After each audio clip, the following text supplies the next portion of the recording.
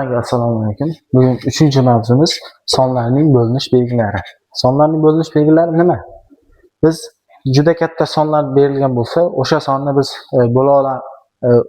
qaysidir songa bo'linadimi yoki yo'qligini aniqlashimiz uchun keltirilgan, ya'ni bizning ishimizni osonlashtiradigan yo'l hisoblanadi. Ya'ni 2 ga bo'linish belgisi, misol uchun bizga berildi. 2, 4, 9, 8, 7, 5, 2. Mana bu soni 2 ga qoldiqsiz bo'linadimi degan savol berdi. Xo'sh, 2 ga qoldiqsiz bo'linishning qoidasi yozib olingizlar. Berilgan son oxirgi raqami juft son bo'lsa, ya'ni 0 juft sonlar o'zi 0, 2, 4, 6, 8 bilan tugasa. Ya'ni berilgan sonning oxirgi raqami juft son bo'ladigan bo'lsa, bunday sonlar 2 ga qoldiqsiz bo'linadi. Bu 2 ga bo'linish belgisi edi, 3 ga bo'linish belgisi. Yana bitta son berdi. Xuddi o'sha sonni yozdik, ya'ni o'sha sonni o'zida ko'rik. 3 ga bo'linish belgisi qoidasi berilgan sonning raqamlari yig'indisi, berilgan sonning har bir raqamlarining yig'indisi 3 ga qoldiqsiz bo'linsa, bunday sonlar 3 ga qoldiqsiz bo'linadi. Mana bularni har bir raqamlarni qo'shib chiqadigan bo'lsak, 2 ga 4 6, 6 ga 6 ni qo'shsak 12, 12 ga 7 ni qo'shadigan bo'lsak 19, 19 ga 9 ni qo'shsak 28, 28 ga 8 ni qo'shadigan bo'lsak 36, 36 ga 7 ni qo'shadigan bo'lsak 43, 43 ga 5 ni qo'shsak 48, 48 ga 2 ni qo'shsak yig'indisi 50 chiqyapti. 50 3 ga qoldiqsiz bo'linmaydi. Qoldiqli bo'ladi. 144 sonni yozib oling. Raqamlar yig'indisi 1 ga 4 ni qo'shadigan bo'lsak 5, 5 ga 4 ni qo'shsak 9. 9 3 ga qoldiqsiz bo'linadi. 9 ni 3 ga bo'lsak 3 chiqadi. Demak, 3 ga bo'linish belgisini asosiy qoidasi sonning raqamlari yig'indisi 3 ga qoldiqsiz bo'linishi kerak ekan. Endi 4 ga bo'linish belgisi. 4 ga bo'linish belgisi qoidasi, ya'ni bu 2 ning kvadrati degani. 4 ga bo'linish belgisi berilgan sonning oxirgi ikkita raqami, berilgan sonning mana bu son bo'ladigan bo'lsa, oxirgi ikkita raqami 4 ga qoldiqsiz bo'linadigan bo'lsa, bunday sonlar 4 ga qoldiqsiz bo'linadi. Xo'sh. Bunga mana bu sonni ko'rak. 52 oxirgi ikkita raqamini 4 ga bo'lib qo'yadigan bo'lsak, 52 4 ga qoldiqsiz bo'linadi. 13 52 ni 4 ga bo'ladigan bo'lsak, 13 chiqadi. Shuning uchun demak, bu sonimiz 4 ga ham qoldiqsiz bo'linadi ekan. Endi 5 ga bo'linish belgisi. 5 ga bo'linish belgisi bu berilgan sonning oxirgi raqami 0 yoki 5 bilan tugashi kerak.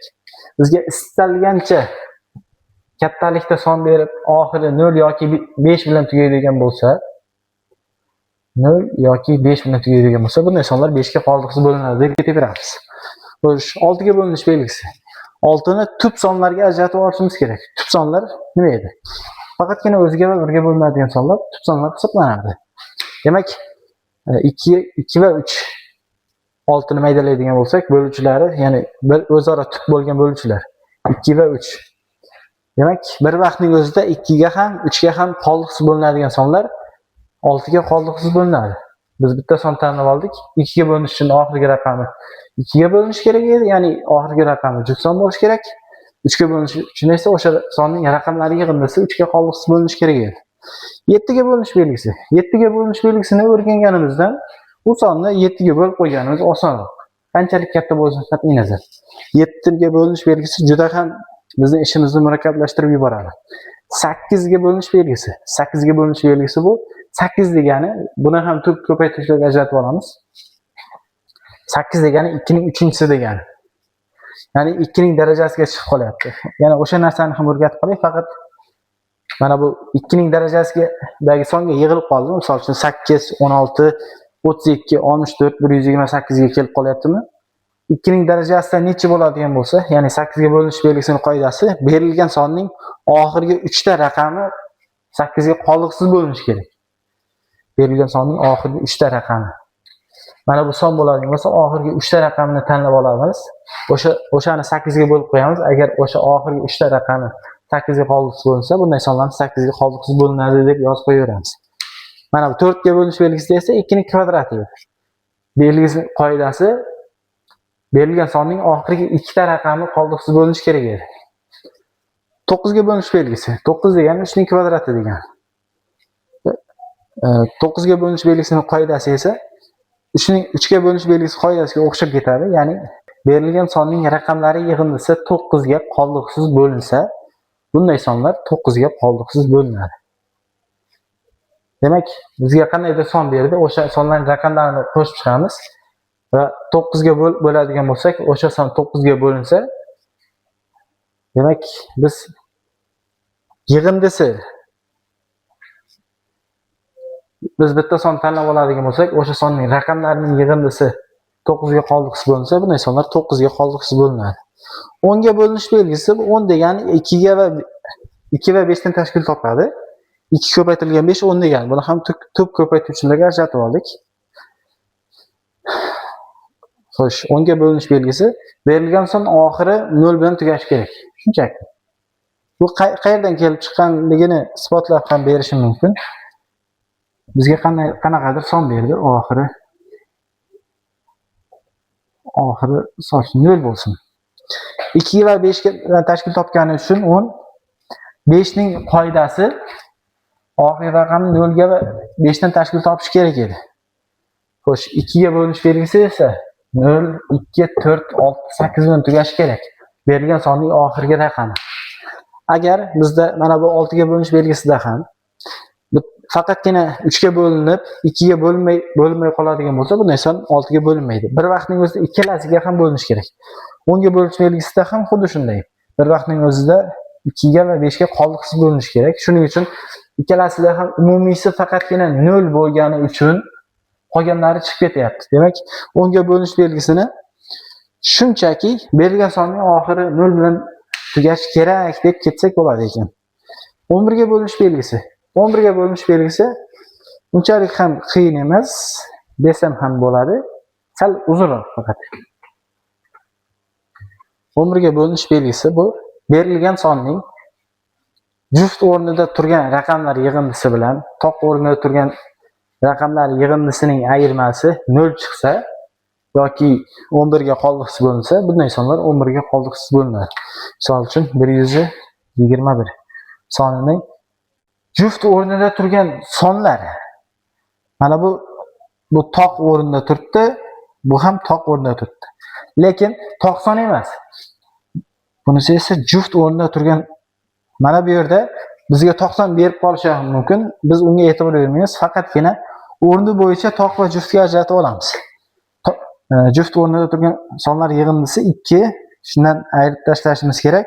Toq o'rnida turgan sonlar yig'indisi 1 ga 1 ni qo'shadigan bo'lsak 2. 2 dan 2 ni ayirsak 0. Demak, 11 ga bo'lsa yoki 0 chiqsa, bunday sonlar 11 ga qoldiqsiz bo'linadi ekan. Xo'sh, keyin bizga istalgan son bersin. Misol uchun 12 degani.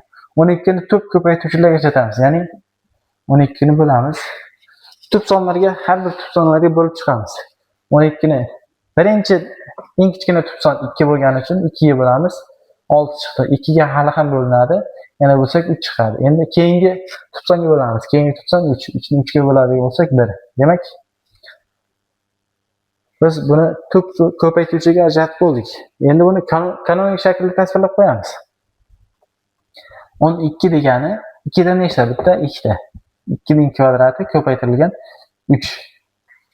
Demak, buni ham soddalashtirib qo'yadigan bo'lsak, 12 degani 2 ning kvadrati 4 ga teng, 4 ko'paygan 3 degani. Demak, berilgan sonning bir vaqtning o'zida 4 ga va 3 ga qoldiqsiz bo'linadigan bo'lsa, bunday sonlar 12 ga qoldiqsiz bo'linadi. Bizga istalgan son bersin.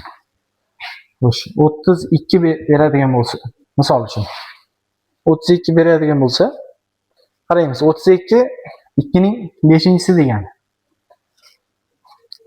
Faqatgina 2 ning darajalaridagi bo'lgan sonlarni bo'linish qoidasi juda ham oson edi. Darajasiga qaraymiz, 2 ning 5-chisi turibdi. Demak, berilgan son oxirgi 5 ta raqami 30 ga 2 ga bo'linadigan bo'lsa,